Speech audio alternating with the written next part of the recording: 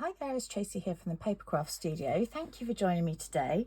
Today I'm going to show you how I made my Christmas tree shaped box. How cute is this? One of my favourite projects actually, and we've got a little tag on the side in the shape of a Christmas tree. And I'll show you how it opens, a bit of a drawbridge. But yeah, how cute is that? You can get quite a lot in here actually. Sorry, mine's a bit battered. It's been in a class, well, several classes really. And you can also hang it on the tree. So I don't really know where to put it now. Let's put it there. I'm going to show you the supplies you need. So I've used a piece of cherry cobbler cardstock, and this measures 10 inches by 8 inches. You'll need some designer series paper. I've used the online exclusive here. Can I remember what it's called? No, but I'll put it in the notes below. Then some ribbon. This one is I think this is online exclusive as well. It was in the catalogue last year. Satin edged ribbon, but it's still available. Some gold thread. Anything else? Cherry cobbler ink. I think that's it actually. So really few supplies. It's going to look a bit complicated once we've scored and cut. It's going to look like this, so you might want to take a little photo of this now just to see what you're going to end up with. Okay, but we'll go through it step by step. Okay, so I'm going to bring in my scoreboard, which is under my box of supplies, not very handy. Okay, and on the long side we're going to score at, just check my notes here, half, oops, at 3 3/4, 6 1/4, and at 9 1/2. And then you're going to turn it on to the short side, onto the 8-inch side. You're going to score it at 3 5. It's a little bit of a labour of love getting this right, because I wanted to be able to hang this tag here, so I had to make sure this section here and then the triangles change, and it's all a little bit tricky, but anyway, I'm hoping that you'll enjoy my version. Okay, so while we're on the short side, we're going to score to the second score line, so not up to this little one here, down to the second, at 2.5 inches, so just down to this one here, and at 5.5 inches. We're going to turn it around and do the same on the other side, so 2.5 inches down to this second score line and 5.5 inches down to the second score line. Okay, and then on the long side we're going to do a little notch at 5 1/8 on both sides. So 5 1/8 there, and we're going to draw that triangle. Okay, that's all the scoring. So just looking if I've got my shorter ruler, but I haven't, so sorry for the noise here. I'm just going to get this one. So we're going to join up, let's see if you can see here, this notch with this bottom corner here. So not that one there where we've drawn the line down just to that score line, the one that goes all the way down here. Okay, so let's line that up here. I've normally got my lighting in a better place for me, but I've got it in for filming at the moment, so I'm just going to check. That looks about right. And then again down to this corner here, and then turn it round where this little piece has come from, and do the same here. So this little notch down to the bottom corner here that we've scored, and again here. Am I still in shot? Yeah. Okay, so is this writing okay? I'm just going to adjust this. I knocked it earlier actually, so let's try that. I think that's a bit better. Okay, we're not going to fold. Let's see, did I fold? Sorry, it's such a long time. This is one of my November projects, only just filming it. So actually we're going to score on the only two, fold on the only two actual lines that go all the way across here, but we can fold on all the individual ones that go that way, not the triangles. Okay, so the ones closest to the center, I'm just going to fold and give them a burnish here with your bone folder. The two that are nearest to center. Okay, And then this way you've got the 2 either end, which are the 1/2 inch ones. And then this one here. So each time open up your fold again and then just burnish your score lines. The little 1/2 inch ones are a little bit more tricky, but there we go. Okay, so this is what we have so far, and you remember I showed you earlier, this is where we're going with it. We're going to start on one of the ends here, and we're going to cut all the way down this second score line, so the one that only goes to here, not the one that goes all the way down. So we're going to cut down there on both sides. So the kind of outer score line on these ones here. It's a lot of cardstock you're working with here, but you know, you can use the bits we're cutting off as well to you know, make some tags or something. It's always good to have some scraps. Okay, so again, the outer 2 on these ones here.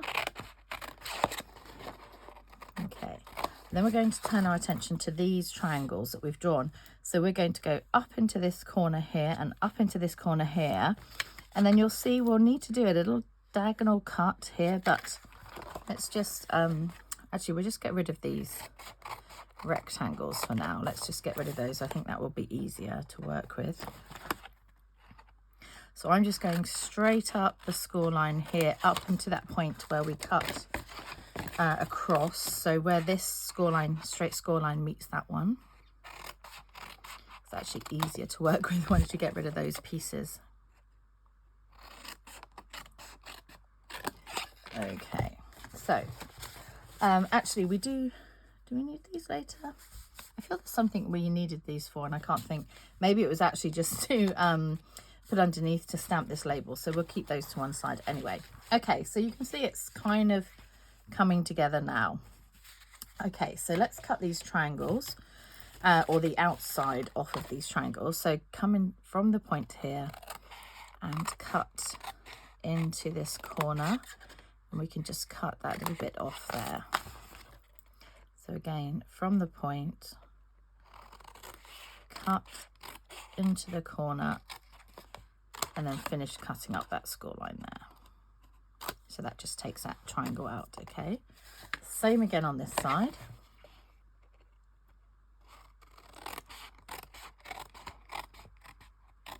So I do hope you enjoy my projects, and especially I think sometimes it's quite unusual to find someone who does 3D projects. So please do subscribe to my channel just below, and hit the little bell, and then you'll get to see all the new videos that I release, and there'll be more next year. I've had a bit of a quieter year this year because my youngest daughter's not been well, so I'm hoping to get a little bit more time this year, but she's kind of doing okay at the moment, but not better, but okay.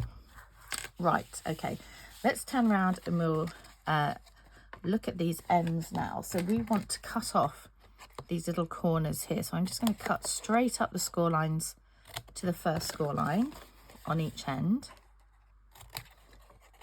Okay, so we're now going to come in and cut quite a long section here. So from this end, we're going to come right back here and cut a chunk out like that, okay? Because we need to be able to put this together without it showing. So you can see I've cut quite a large section there.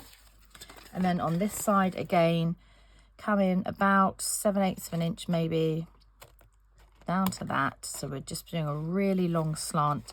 And then from this notch here as well into there. You can always trim a bit more off if you want to. So same at this end. So we're just going to come in quite a way down, cut into that corner, and cut up to that little score line there. And around this way, come in, say maybe about 7/8 of an inch. 7/8, yeah. And then from here, we're going to cut up to this score line there. Okay, so that's the shape you now end up with. Okay, so we're only going to put some tape on one end because we need this to be, when it goes together, one end sealed and one end like a little drawbridge. Okay, so let's flip it over. So we want it on this side where it's bunching up a bit, and we're going to put some tape just on one end here. Okay, and what I would suggest, because we haven't got a lot to go along to, I'm just cutting, I would normally just tear this, but I'm just cutting a diagonal. I'm just going to stick that to something at the end here so that I can get quite far into that corner along that score line. And then I'm going to bend it back here, and again try and cut this on the diagonal just so that we've got kind of maximum tape across there. Not essential, it will still work, but I quite like to have that kind of sealed as well as I can. Again, pull this back and then cut it on the diagonal. There we go. So what we're going to do, these two edges are going to fold in like this, and then we're going to stick these diagonals onto here like that. Okay, so let's go ahead and peel the backings off, and then fold those over. So like I say, that folded edge is going to match this straight edge here. You can take your time doing this, but I have to say it is going to be hidden underneath the designer series paper here. Okay, so again, this folded edge with this straight edge, and then this is going to, these flaps here are going to fold in, and that's how it's going to fold to seal. Okay, so this is your little drawbridge then for putting your gifts in, and then you'll tie it all around afterwards. So I'll show you how I did the ribbon here. So I'm going to take a crocodile, but you could just take any hole punch that you have, and we're going to, like I say, tuck those tabs in and then have this pinched together at the top, and we're going to punch a little hole in here. Okay, I can't see my crocodile for a second, so I'm going to go with this hole punch instead, which is one of our old punches. Probably a little bit wide for this really, but I'm going to go with it. So centrally in this little section up here, have a good squeeze, it's going through two. And then take your ribbon. Now we need quite a lot of this. We are using 16 inches. Okay, so obviously you can use whichever ribbon you have. So 16 inches on the length of my grid here.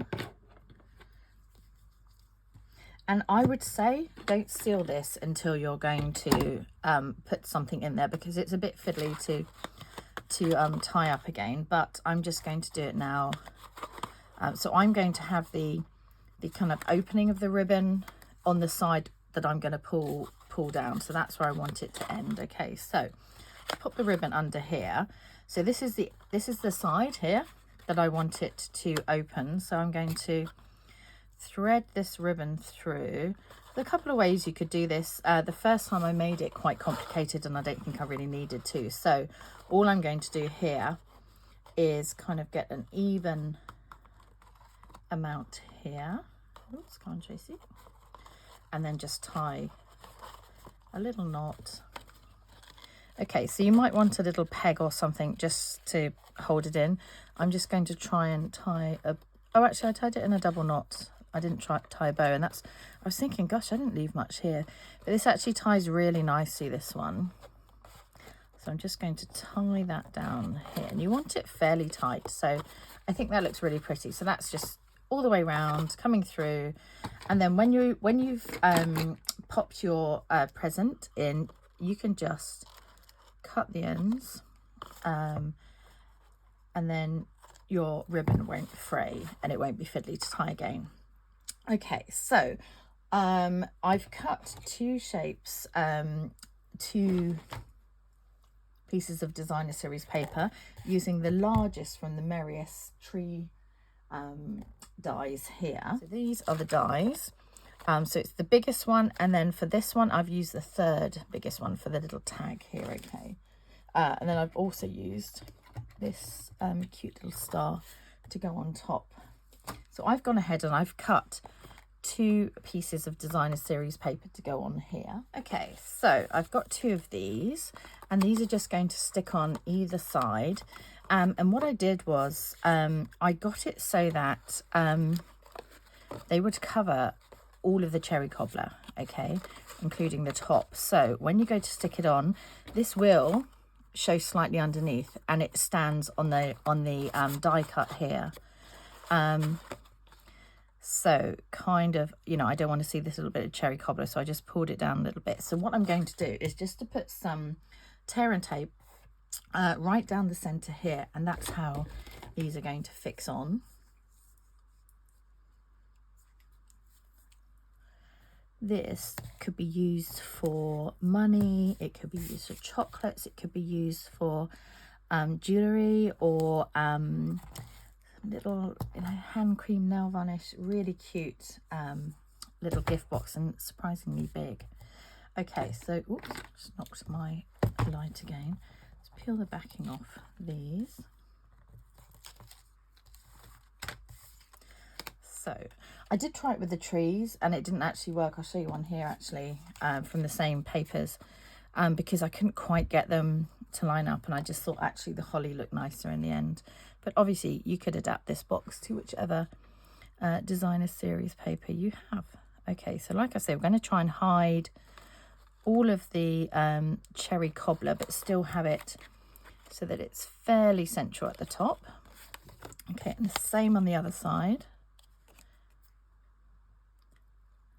And the good thing about having just a single bit of tear and tape in the middle is it doesn't stick fully, you know, before you've kind of got it in place. So give it a little press down. So you see now that will stand up really nicely. So this is our front here, or our main side, I guess we'll call it, our opening. And I used the We Wish You a Merry Christmas from the Merriest Trees stamp set, and it fits perfectly in this little third biggest tree here. So I'm going to go ahead and stamp this in cherry cobbler. This is where we wanted one of our little pieces from earlier to come in, because it's just easier to see if you're not stamping on a white background on the grid. So cherry cobbler ink. This is so cute. This it's this one here in the stamp set. Really, really sweet. And I just wanted it to fit on here, so that, like I say, that's why I designed it to be this size. So I'm going to stand up actually, because I can't quite see where I'm going, so forgive me. This does fit, but if I don't quite get it in, oh, actually that's not bad. Quite happy with that. Okay, again, if I had my crocodile, I would put a little hole in the top. I'm just going to get one of my old punches here we don't do anymore from Stampin' Up, but this would be absolutely fine to pop a little hole in, because I wanted it to be able to hang as well. Oops, come off. If you wanted it to, obviously that's optional, you don't have to, but I quite liked the idea of being able to hang this on the tree, because I think it looks quite cute when it spins around. So how I did this bit, let's see, I used 7 inches of twine. Okay, so 7 inches here. Oops, bouncing back. And you can give yourself a bit more if you want to. Sometimes it's a bit fiddly tying these things, but what I did here, let me just check, I threaded it through the hole we've just made, and then on here I'm going to slide it under this ribbon, one end. Come on, I'll show you where I've gone with this once I've pulled it through. Maybe it's easier to put the ribbon through before you put this through here. Okay, so this is going to hang at the top like this. Okay, so we can adjust it underneath this piece here, and then if you get your 2 ends together at the top, and we're just going to tie, so if I've still got the 2 ends together, we're just going to tie a knot and bring it up here, and then we can trim the ends. Oops. And that's how it's going to hang there. You can have it hanging below that or hanging above, however you want, but how cute is that? It's going to hang on the tree. Okay, so I popped a little festive pearl onto there. So I've got one here just to the side, you know, just because, why not? I always add a little bit of bling. Now, anything else here? Oh, my little gold star. So choose which you want to be your front. I have that hanging to the side there. So this is going to be my front. And then I used our gold glimmer paper. It was an online exclusive. It was in stock when I was videoing this, but may not be now, but it's actually got adhesive on the back. So I'm just going to pop that on there. And there we have it. So this is my Christmas tree shaped box. I hope you enjoy making it. Take care. See you soon. Bye.